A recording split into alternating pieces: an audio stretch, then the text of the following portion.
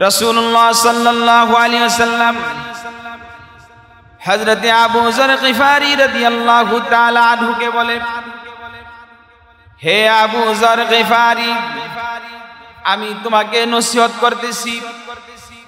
কি নসিহত?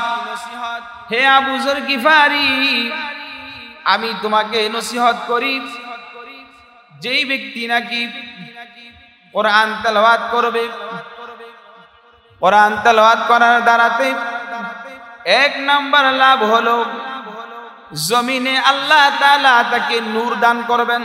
রাসূলুল্লাহ সাল্লাল্লাহু আলাইহি ওয়াসাল্লাম বললেন, আলাইকা বিতিলাওয়াতিল কুরআন ফাইন্নাহু নূরুল লাকা ফিল আরদ।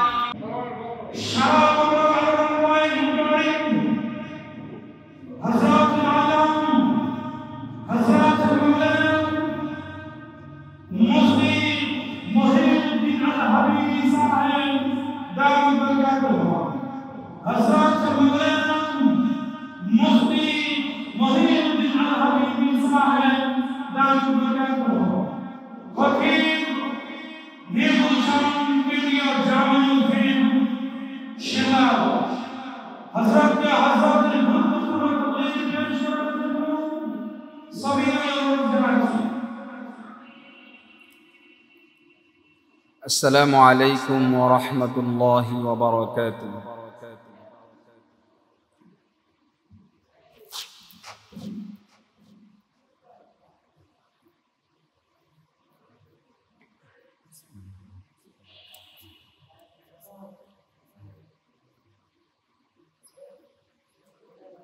إن الحمد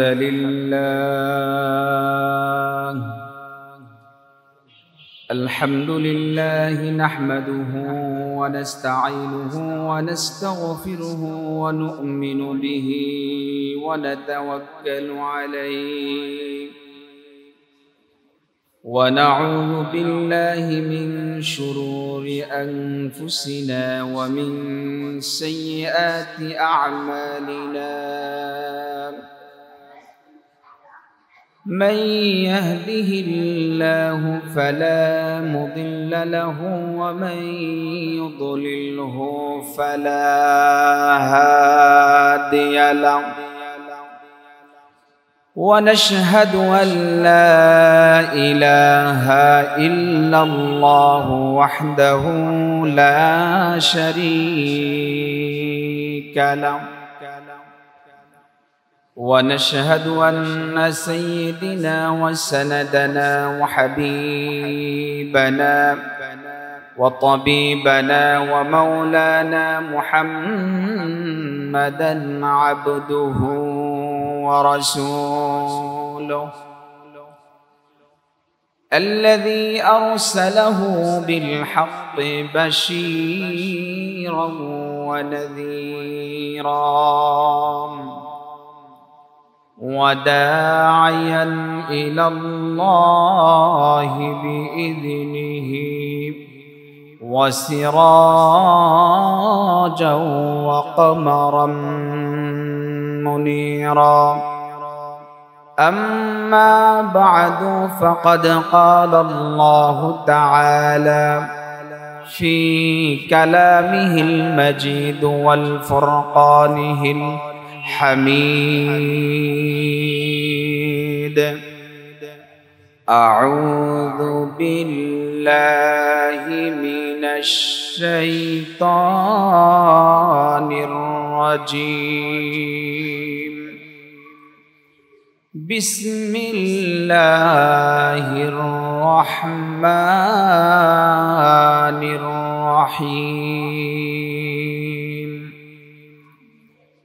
قل إن كنتم تحبون الله فاتبعوني يحببكم الله ويغفر لكم ذنوبكم والله غفور رحيم.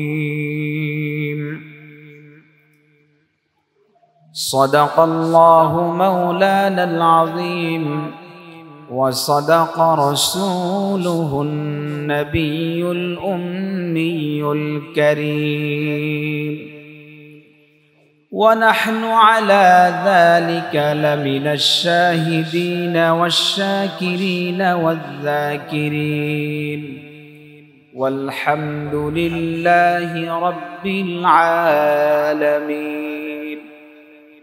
اللهم صل على محمد وعلى آل محمد كما صليت على إبراهيم وعلى آل إبراهيم إنك حميد مجيد. اللهم بارك على محمد وعلى آل محمد كما باركت على إبراهيم وعلى آل إبراهيم إنك حميد مجيد. بلغ العلا بكماله كشف الدجى بجماله حسنت جميع خصاله صلوا عليه. بلغ العلا بكماله كشف الدجى بجماله حسنت جميع خصاله صلوا عليه وآله. يا صاحب الجمال ويا سيد البشر من وجهك المنير لقد نور القمر. بلغ العلا بكماله كشف الدجى بجماله حسنت جميع خصاله صلوا عليه وآله.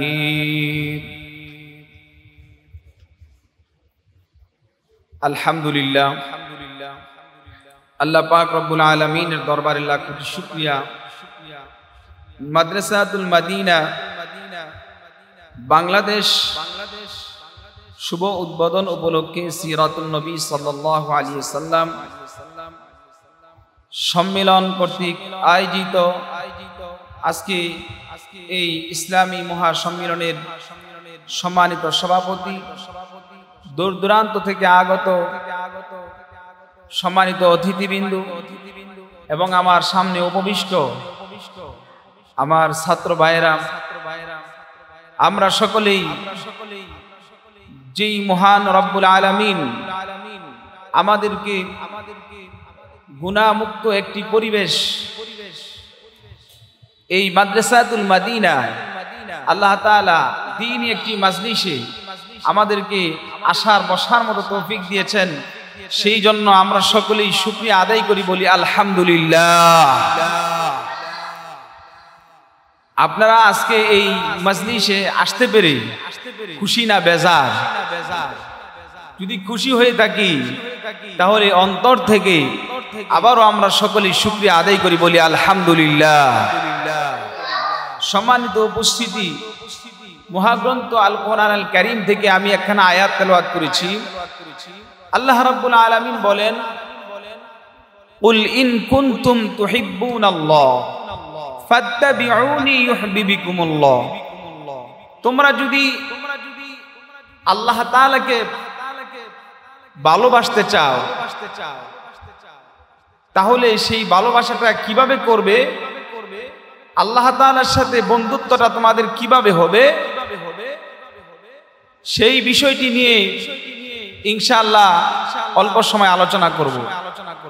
তো আল্লাহ তাআলা বলেন, কুল ইন কুনতুম তুহিব্বুনাল্লাহ, হে নবী আপনি বলে দেন যারা আমাকে ভালোবাসে ফাত্তাবিউনি ইউহিব্বুকুমুল্লাহ, তারা যেন আপনার অনুসরণ আপনার অনুকরণ করে। তাহলে আসুন আমরা যদি আল্লাহ তাআলাকে যদি ভালোবাসি, তাহলে আমাদের কাজ করতে হবে কি, মুহাম্মদুর রাসূলুল্লাহ সাল্লাল্লাহু আলাইহি ওয়াসাল্লামের ইতাআত অনুসরণ করতে হবে। সে অনুসরণ কিভাবে করা যায়? মুহাম্মদুর রাসূলুল্লাহ সাল্লাল্লাহু আলাইহি ওয়াসাল্লাম ৬৩ বছর জিন্দেগিতে ওনার ৪০ বছর যখন অতিবাহিত হয়ে যায়, আল্লাহ রাব্বুল আলামিন ওনাকে নবুয়ত দান করলেন। প্রত্যেকটা নবীদেরকে আল্লাহ তাআলা একটি উপযুক্ত বয়স হওয়ার পরে আল্লাহ তাআলা নবুয়ত দান করেছেন। ঠিক তেমনি ভাবে মুহাম্মদুর রাসূলুল্লাহ সাল্লাল্লাহু আলাইহি ওয়াসাল্লামকেও যখন ওনার বয়স ৪০ হয়েছে, তখন আল্লাহ তাআলা ওনাকে নবুয়ত দান করেছেন। তার আগে মুহাম্মদুর রাসূলুল্লাহ সাল্লাল্লাহু আলাইহি ওয়াসাল্লাম উনি সব সময় একটা নীরব ভাবে থাকতেন, চুপচাপ থাকতেন। গায়রে হেরায় উনি যে বসে থাকতেন, অনেক দিন এরকম যখন অতিবাহিত হলো, যখন সর্বপ্রথম জিবরাইল আমিন এসে মুহাম্মদুর রাসূলুল্লাহ সাল্লাল্লাহু আলাইহি ওয়াসাল্লামকে বলেন, হে নবী আপনি বলুন, ইকরা বিসমি রাব্বিকাল্লাযী খালাক খালাকাল ইনসানা মিন আলাক ইকরা ওয়া রাব্বুকাল আকরাম الذي علم بالقلم علم الإنسان ما لم يعلم। আমার বাইরাম, আল্লাহর নবী ৪০ বছর হওয়ার আগেই নবীজি চুপচাপ থাকতেন। খাদিজাতুল কুবরা আল্লাহর নবীকে নিয়ে খাবার দিয়ে আসতেন, নবীজি সেখানে বসে থাকতেন, ধ্যান নিয়ে আল্লাহর ইবাদত বন্দেগী করতেন। আল্লাহ তাআলার পক্ষ থেকে কোরআনে কারীমের আয়াত নাজিল হতে লাগলো। সূরাতুল আলাকের প্রথম ৫টি আয়াত একসাথে নাজিল হলো। আল্লাহ তাআলা নবীকে বলেন, আপনি বলুন ইকরা বিসমি রাব্বিকাল্লাযী খালাক। জিবরাইল আমিন এসে আল্লাহর নবীকে বলে, ইয়া রাসূলুল্লাহ, ইয়া হাবিবাল্লাহ, আপনি বলুন ইকরা। রাসূলুল্লাহ সাল্লাল্লাহু আলাইহি ওয়াসাল্লাম উনি বলেন, মা আনা বিকারি, আমি পড়তে জানি না। একবার বলল ইকরা, দুইবার বলল ইকরা, তিনবার বলল ইকরা। আল্লাহর নবী পড়েন না। চতুর্থবার জিবরাইল আমিন আল্লাহর নবীকে ধরে একটা চিপ দিলেন। চিপ দেওয়ার পরে আবার বলতেছি, ইয়া রাসূলুল্লাহ, ইয়া হাবিবাল্লাহ, আপনি বলুন ইকরা বিসমি রাব্বিকাল্লাযী খালাক খালাকাল ইনসানা মিন আলাক ইকরা ওয়া রাব্বুকাল আকরাম আল্লাযী আল্লামা বিল কলম। আমার ভাইরা, এবার আল্লাহর নবী বলতেছেন ইকরা বিসমি রাব্বিকাল্লাযী খালাক। আল্লাহর নবী পড়া শুরু করলেন। জিবরাইল আমিন চিপ দিল। এবার আল্লাহর নবী যখন ৫টি আয়াত নাজিল হলো, কোরআনে কারীমের ভিতরে সর্বপ্রথম যে সূরাটি নাজিল হয় সেই সূরাটির নাম হলো সূরাতুল আলাক। বলেন তো দেখি, কোরআনে কারীমের ভিতরে সর্বপ্রথম যে সূরাটি নাজিল হয়েছে সেই সূরার নাম কি? সূরাতুল আলাক। সূরাতুল আলাক প্রথম নাজিল হয়েছে। নাজিল হয়ে গেল সূরাতুল আলাক। নবীজি যে আম্মা জান খাদিজাতুল কুবরাকে বলে, এই অবস্থা আমি দেখলাম, আমার কাছে একজন লোক আসছে যাকে আমি কখনো দেখি নাই। উনি এসে আমার সাথে এরকম এরকম বলল, আমাকে কোরআন তেলাওয়াতের কথা বলল, আমাকে বলল ইয়া রাসূলুল্লাহ আপনি বলুন ইকরা। আমি বলতে পারি না। খাদিজা আমাকে ধরে উনি সজোরে উনি এরকম চিপ দিয়েছে। তখন আল্লাহর নবী যখন এই ঘটনা খুলে বললেন, খাদিজা ওনার চাচতো ভাইয়ের কাছে নিয়ে গেলেন ডাক্তারের কাছে। যখন ডাক্তার, উনিও আরেক বড় পাদ্রী, উনি বলতেছে যে আসলে তো উনি মুহাম্মদুর রাসূলুল্লাহ সাল্লাল্লাহু আলাইহি ওয়াসাল্লাম। আমি ইতিপূর্বে ইনজিলের ভিতরে অন্যান্য কিতাবেও শুনেছি এবং অন্যান্য নবীদের কাছে উনি এসেছেন, বোধহয় উনি ওনার কাছে এসেছেন। সুবহানাল্লাহ। এবার সূরা আলাক নাজিল হলো। আল্লাহর নবীর জ্বর চলে আসলো। জ্বর চলে আসলে আল্লাহর নবী কম্বল দিয়ে শুয়ে রইলেন।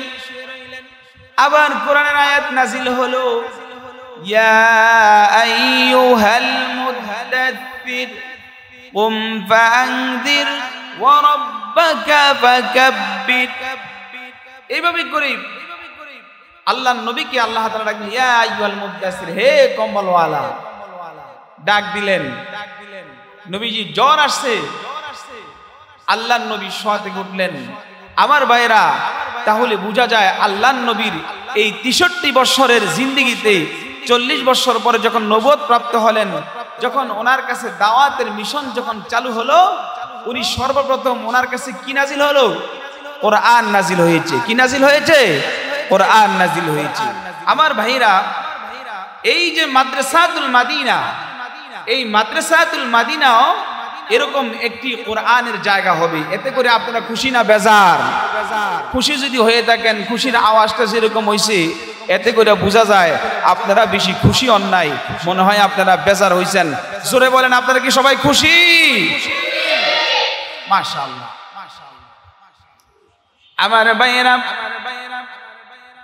মুহাম্মদুর রাসূলুল্লাহ সাল্লাল্লাহু আলাইহি সাল্লামের কাছে কোরআন নাজিল হলো। এই কোরআন যারা পড়বে, রাসূলুল্লাহ সাল্লাল্লাহু আলাইহি সাল্লাম বলেন, মান ক্বারা আল কুরআনা ফাস্তাযহারাহু ফাআহাল্লা হালালাহু ওয়া হাররামা হারামাহু আদখালাহু আল্লাহুল জান্নাহ ওয়া শাফাআহু ফি আশরাতিন মিন আহলি বাইতিহি কুল্লুহুম ক্বাদ ওয়াজাবাত লাহুন নার। দেখেন আল্লাহর নবীর কত সুন্দর হাদিস, নবীজি কত সুন্দর কথা বললেন। কি? মান ক্বারা আল কুরআনা ফাস্তাযহারাহু ফাআহাল্লা হালালাহু ওয়া হাররামা হারামাহু ওয়া আদখালাহু আল্লাহুল জান্নাহ। যেই ব্যক্তি নাকি এই কোরআন পড়বে এবং এই কোরআন পড়ার পরে এই কোরআনের ভিতরে যে বিধিবিধান দেওয়া হয়েছে, যেগুলোকে হালাল করা হয়েছে, সে হালালকে উনি মেনে নিবে, যেটা হারাম করা হয়েছে সেটার উপর উনি আমল করবে। ফাস্তাযহারাহু ফাআহাল্লা হালালাহু ওয়া হাররামা হারামাহু আদখালাহু আল্লাহুল জান্নাহ। সুবহানাল্লাহ বলেন। ওই ব্যক্তিকে আল্লাহ তাআলা কোথায় দিবেন? জান্নাত দান করবেন। আপনারা কি খুশি না বেজার? আমার ভাইরা,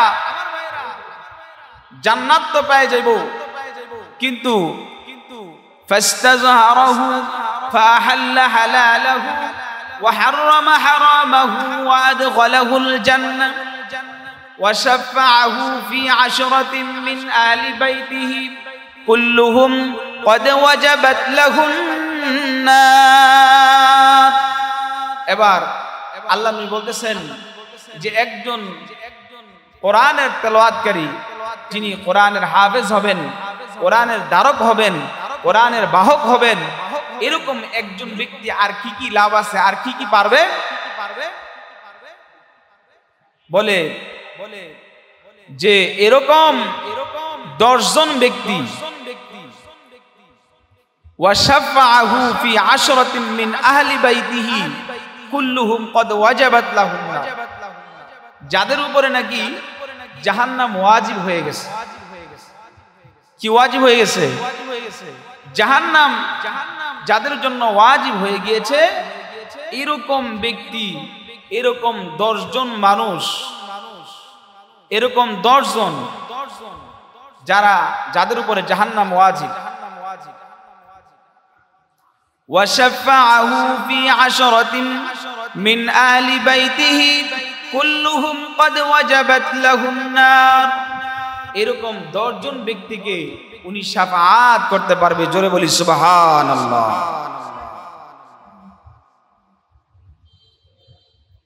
শাফাআত করে কি করবে? শাফাআত করে এরকম 10 জন ব্যক্তিকে উনি জান্নাতে নিয়ে যেতে পারবে। সুবহানাল্লাহ বলি। আমার প্রাণের ভাইরা, এই জন্য আমরা আমাদের ছেলে মেয়েদেরকে দিন শিখাবো তো ইনশাআল্লাহ। আমরা আমাদের ছেলে মেয়েদেরকে কোরআন হাদিস শিখাবো তো ইনশাআল্লাহ। আহা, আল্লাহু আকবার। দেখেন, একটা সময় এরকম ছিল, আমরা দেখেছি প্রতিদিন সকালবেলা বাড়ির আশেপাশে গেলে কোরআনের তেলাওয়াত শোনা যায়। আর এখন মানুষ 8টা-9টার আগে মানুষ ঘুমাতে ওঠে না। আবার দেখা যায় কিছু কিছু গার্ডিয়ান যারা তাদের ছেলে মেয়েদেরকে সকালবেলা কোরআন শিক্ষা না দিয়ে কেজি স্কুলে নিয়ে যায়। জোরে বলেন ঠিক কিনা? তারা কেজি স্কুলে নিয়ে যায়।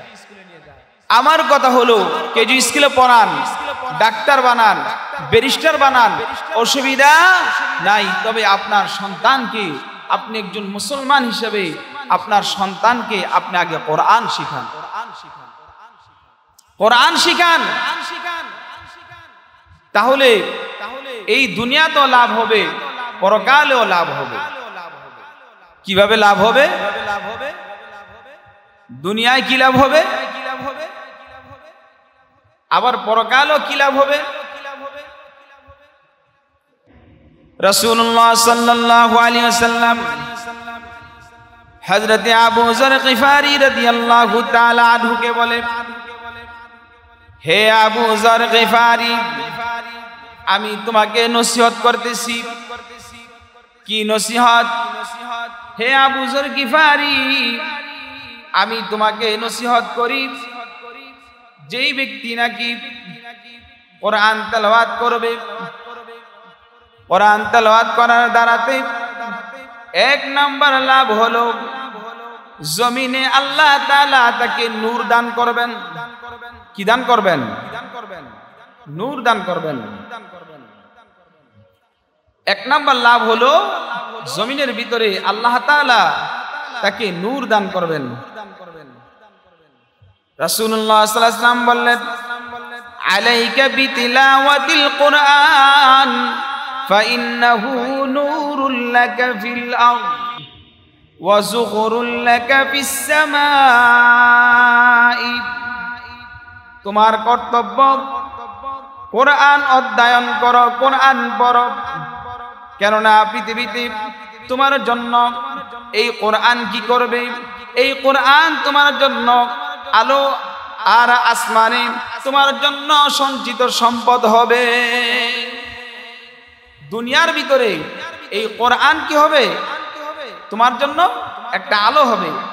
আলাইকা বিতিলাওয়াতিল কোরআন ফাইন্নাহু নূরুল লাকা ফিল আরদ। আহা, কত সুন্দর কথা। দুনিয়ার ভিতরে আমরা আলো চাই, দুনিয়ার ভিতরে আমরা বাঁচতে চাই, অথচ দুনিয়ার জিন্দেগিতে যেই জিনিসটার প্রতি নাকি গুরুত্ব দেওয়া হয়েছে, রাসূলুল্লাহ সাল্লাল্লাহু আলাইহি ওয়াসাল্লাম অন্য হাদিসের ভিতরে বলেন, দুনিয়ার ভিতরে সবচেয়ে দামি জিনিসের নাম হলো এই কোরআন। এই কোরআন ধরলেও সওয়াব, এই কোরআন পড়লেও সওয়াব, এই কোরআন শুনলেও সওয়াব, এই কোরআন ভালোবাসলেও সওয়াব। জোরে বলি সুবহানাল্লাহ। আমার ভাইয়েরা, আমার বন্ধুরা, আজ থেকে অনেক দিন আগের একটি ঘটনা,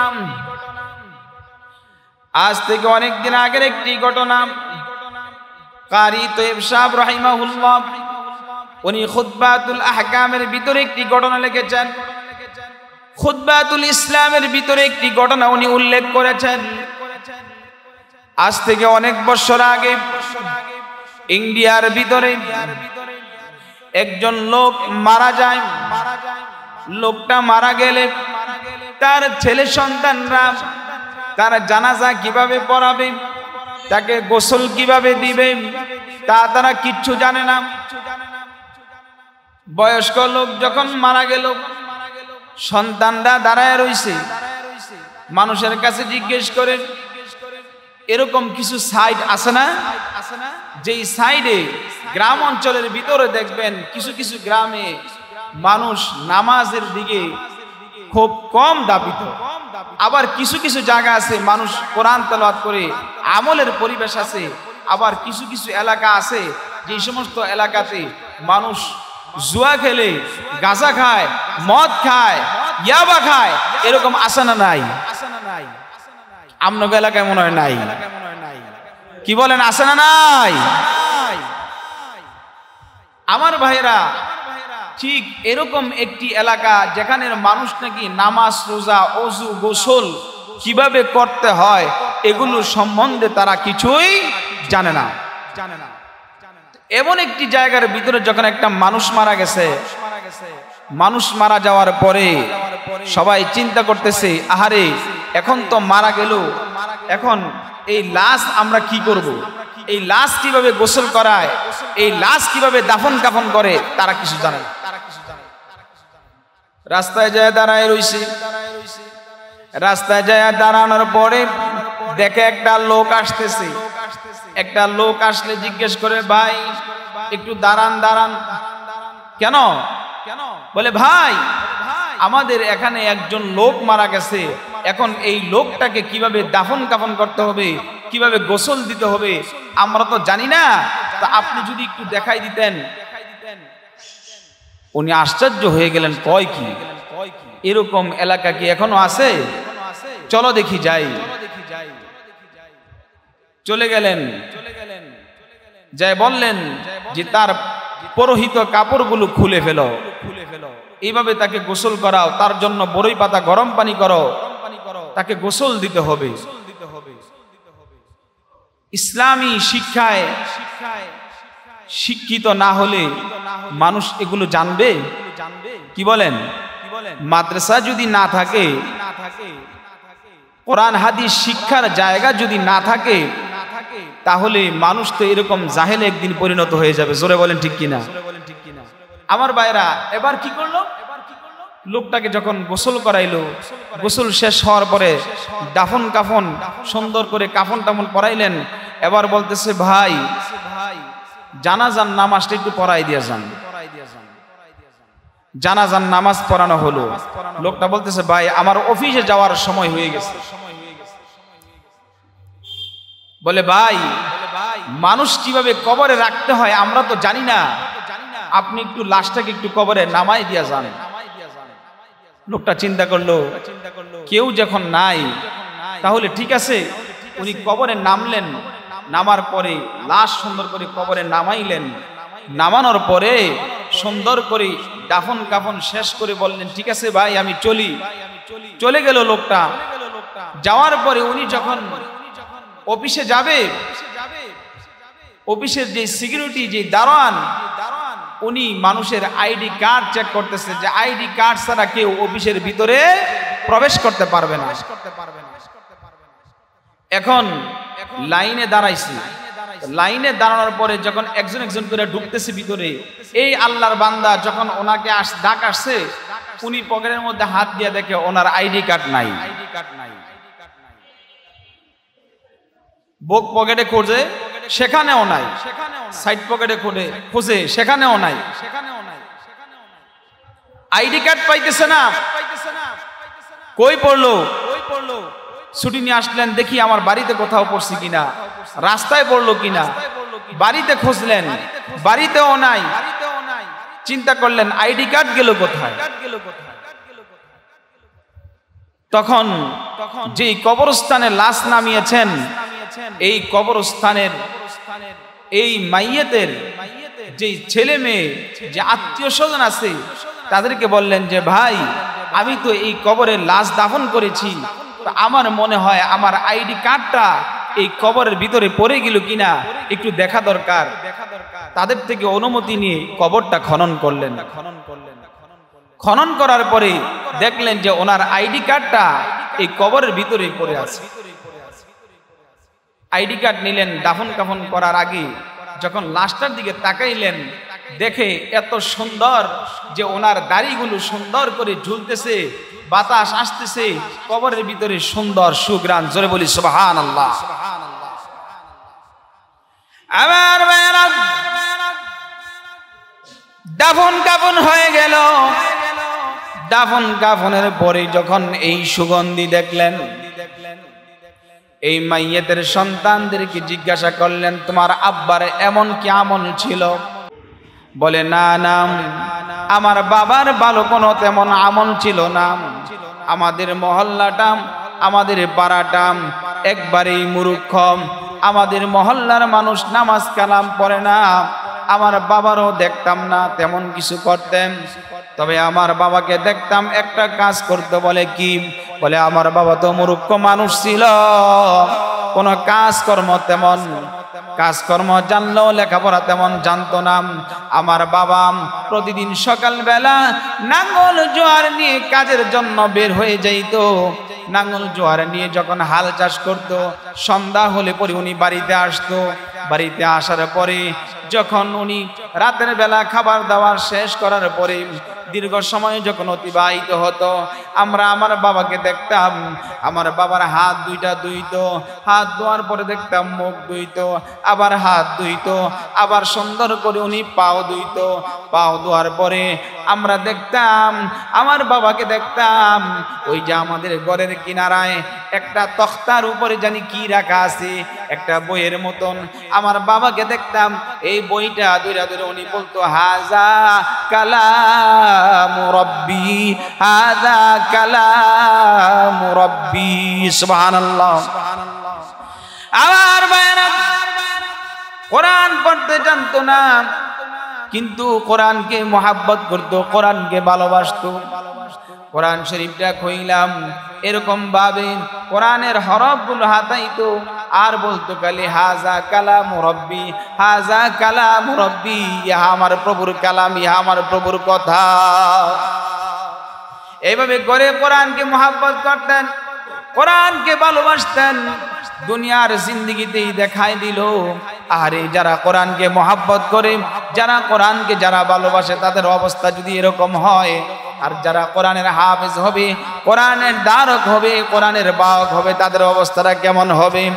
এই জন্য আমার ভাইয়েরা, আমি আপনাদের হাতে পায়ে ধরে বলি, আমরা আমাদের ছেলে মেয়েদেরকে কোরআন পড়াইতে রাজি আছি তো ইনশাআল্লাহ? রাজি আছি তো ইনশাআল্লাহ? হাত একটু তুলে দেখাই যে আমরা আমাদের ছেলে মেয়েদেরকে কোরআনের শিক্ষায় শিক্ষিত বানাবো। সকলে হাত তুলে বলি, নারে তাকবীর। আল্লাহ তাআলা যেন আমাদের ছেলে মেয়েদেরকে কোরআনের শিক্ষায় শিক্ষিত বানাবার তৌফিক দান করে। সকলে বলি আমিন।